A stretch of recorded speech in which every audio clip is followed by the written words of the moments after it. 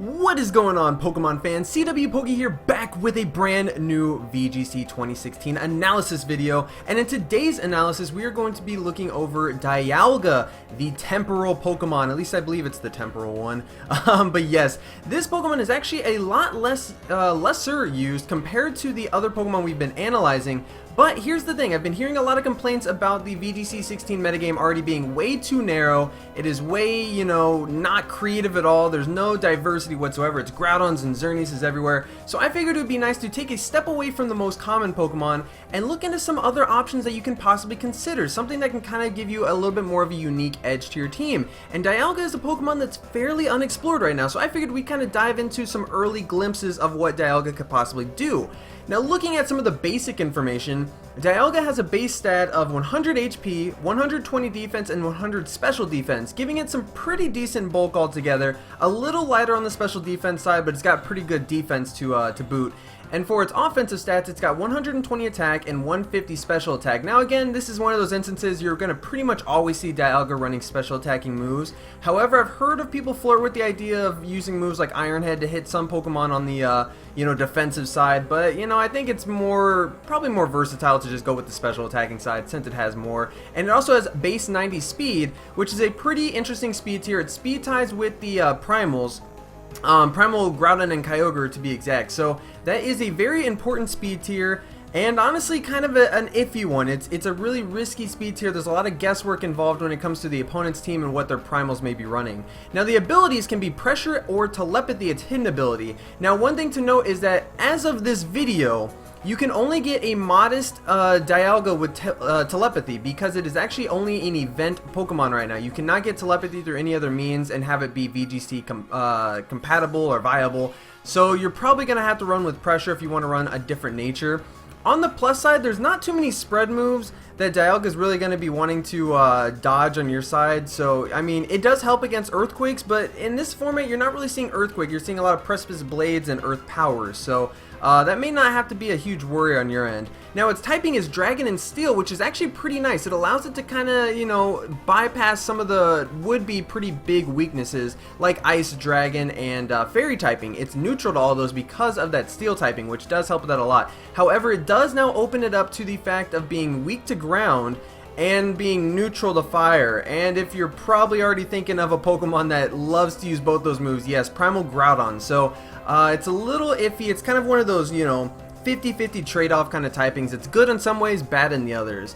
Now, some of the most common moves that I've seen on the Battle Spot information sites is Trick Room, of course, is one of the most, just really the reason why you should probably use Dialga, honestly. And I'll get into that a little bit later, but Trick Room is one of the big ones. Flash Cannon is really good just for that Steel type stab, as well as Draco Meteor as well for the Dragon type stab. Earth Power is another phenomenal option for Primal Groudon pretty much exclusively, but still, Primal Groudon such a huge threat, including a big threat to Dialga, so using Earth Power and having that can be really nice. Coupled with that 150 base special attack, you can actually 2-hit KO, maybe 1-hit KO depending on your item that you're running, some Primal Groudon sets. Now you can also run Dragon Pulse if you don't like the -2 that Draco provides, or also Roar of Time, which is Dialga's signature move. I don't know too much about this move, but I do know that it's not very commonly used. And honestly, because of Trick Room and probably protecting your moveset, you're probably not going to have room for this move. And again, if you're really worried about maybe Steel types or something, Overheat is also an option. But again, not very common. The top 4 are pretty much the ones that you see all around.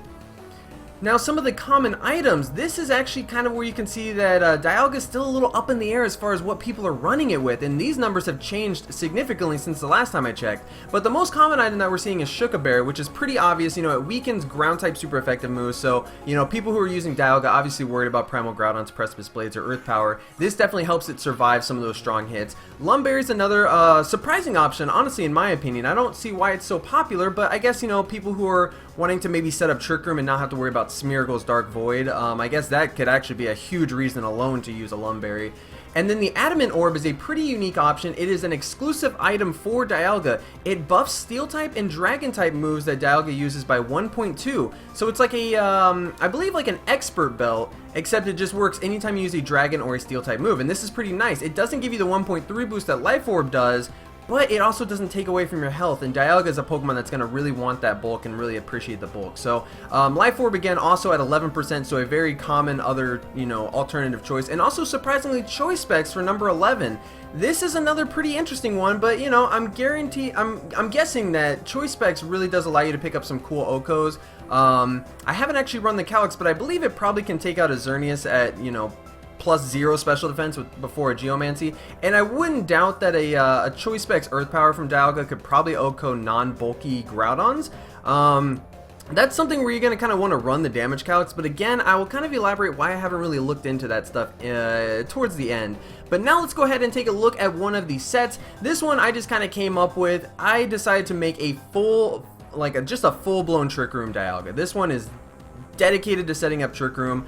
It's going to have the Shuka Berry, so that way, again, it doesn't have to really worry too much about Groudon's offensive pressure. It really does do a number on the damage calcs. Normally, without the Shuka Berry, most of, I think Primal Groudon's moves are in like the 90 to 99% damage range on, you know, Precipice Blades and Earth Power. So definitely brings them down to something like 40 to 50, which is a lot better. Ability, Telepathy, or Pressure really depends on what you want or what you can get.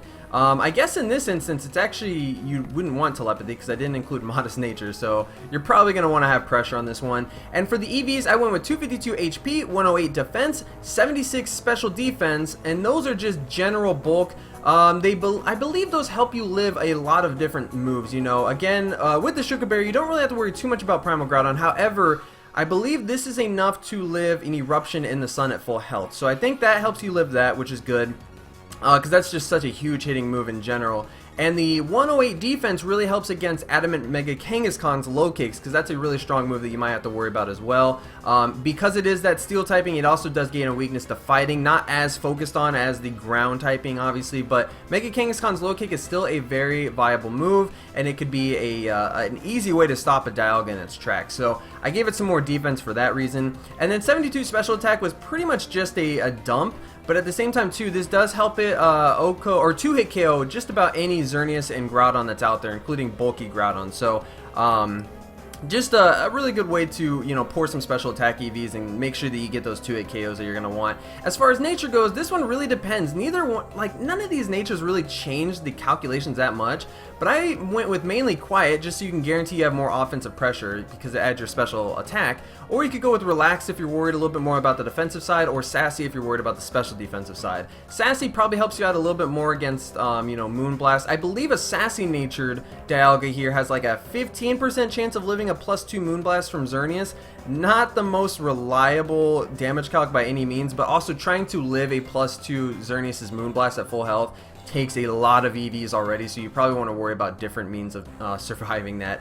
Now for the moveset, I went with Earth Power, Flash Cannon, Trick Room, and then I would normally opt for Protect here, but you could run for Draco if you just really want that strong Dragon-type stab attack. I think Protect is really good here because since a lot of people know that Dialga likes to carry Trick Room, people are going to often double target it. Sometimes that can help you out when you Protect it and get a free turn for whatever your partner Pokemon can do. That's something that's really, really crucial in a lot of games. I personally love to do that whenever I'm running Trick Room setters. It's always carry Protect, just in case, because they often are just walking targets. Now another set that I found, this was actually on Nugget Bridge, credit to, I believe it's Arius, I don't know how you exactly pronounce his name, but this was one of the first EV spreads I saw someone else come up with, and I really enjoyed what it was trying to do here. This is sort of a half Trick Room set. This one is a Modest Nature with 20 speed, 60 HP, 212 defense, 148 special attack, and 68 special defense. So a little less bulky, a lot more offensive, and actually fairly speedy for being a Trick Room Pokemon. Now, another thing to note is it is carrying the Adamant Orb, and the reason why he said this is because instead of things like Life Orb, this just, you know, prevents Dialga from losing that precious bulk. You know, losing 1/16 of your HP every time you attack is going to whittle you down very fast, and Dialga can't really afford that. It needs to be bulky to live those hits. As far as the ability goes, again, it doesn't really matter. This one you can run Telepathy if you do have some reason that you want to run it. I think Pressure is honestly probably the more useful ability. You know, it's not really an ability you just factor into all of your matches, but I think it would have more usage than, you know, Telepathy would if your team isn't ever using spread moves. But maybe you're running, you know, a Landorus Therian on your team, so having Earthquake could be really useful.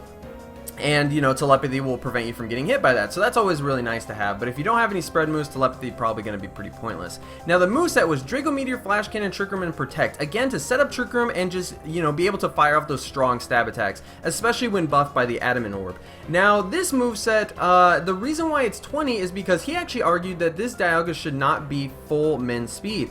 And here's the thing. Normally, in a lot of situations, in a lot of circuits, I would agree.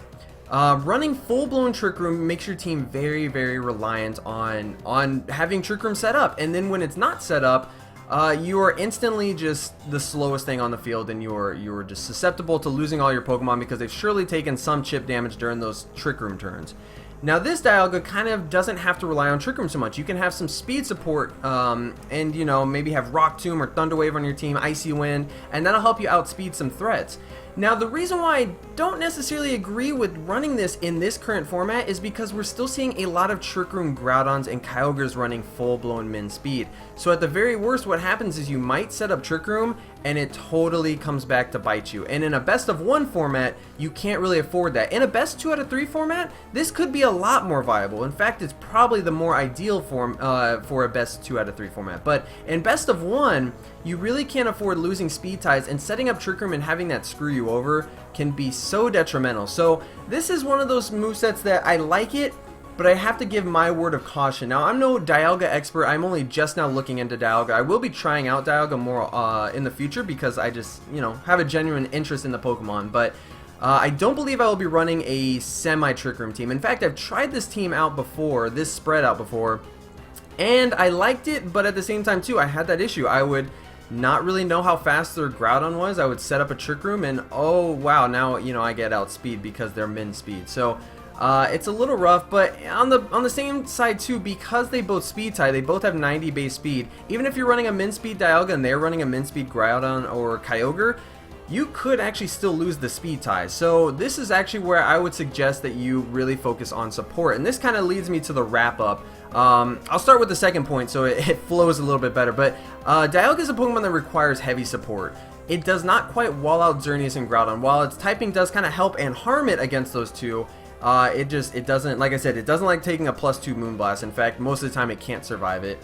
And Groudon, it just does not like to take Precipice Blades or Earth Powers or even Eruptions. God forbid your opponent also get a Helping Hand off, or they even get chip damage off on your Dialga first. You're probably not going to live. So you really have to worry about using partners to help out. Now, Ferrothorn and Kyogre are some pretty good options because, for one, Ferrothorn is incredibly slow, so it loves Trick Room.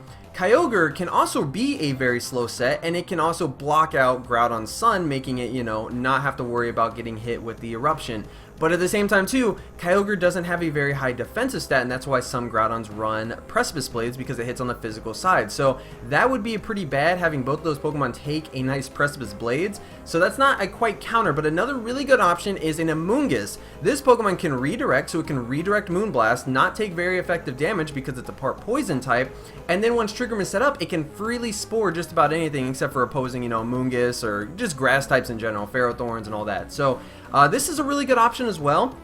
But at the same time too, you know, Amoonguss doesn't really appreciate the Eruption side or the Flamethrowers from Primal Groudon. So you really have to use it as a situational team member. And I guess this kind of brings me back to the first point.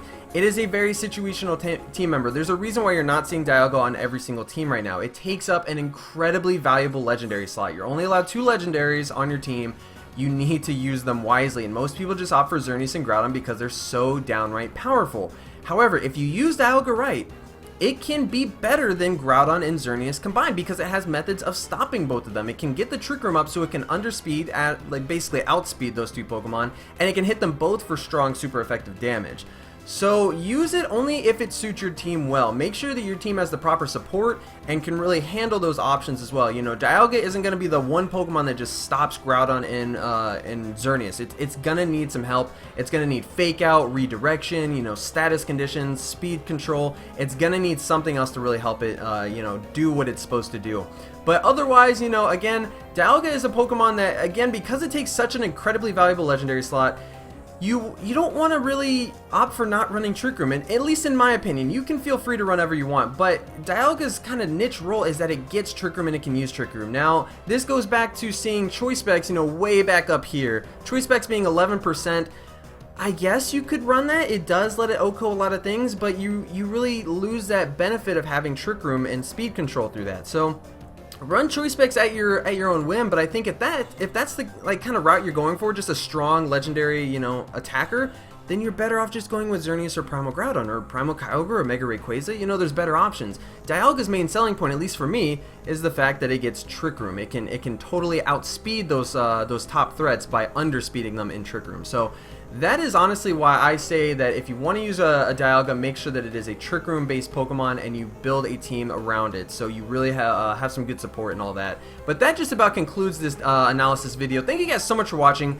Be sure to tell me in the comment section down below, what Pokemon do you guys want to see in the next analysis? Because I'm at the point where I've covered a lot of the big Pokemon that we're seeing. I've covered a lot of the big ones that, you know, are kind of new to the format. Groudon, Kyogre, Rayquaza, Smeargle even. So we've got those down, so now I'm just kind of covering some more niche Pokemon, and you know, hopefully you guys are enjoying that as well. It kind of helps bring some insight into some other options you could run. But yes guys, if you did enjoy the video, please be sure to like and subscribe if you haven't already. I do a lot of these analysis videos. I also do battles if you want to check out one against a national and worlds competitor, John Who. We just did a fun best 2 out of 3 battle that is in the annotation right here with the nice shiny Rayquaza in it. Or if you want to see some other analysis videos, if you want to see Dialga's counterpart Palkia, we did an analysis on Palkia. So those are 2 options that you can see. If you want to follow me on Twitter, you can find some updates on when I will be live streaming. I do a lot of live streaming on twitch.tv where we do shiny hunts, and we're going to be doing some other fun games as well. But you know, check me out on all those social media sites if you want to. Thank you guys again so much for watching, and I will see you guys in the next episode. Peace out.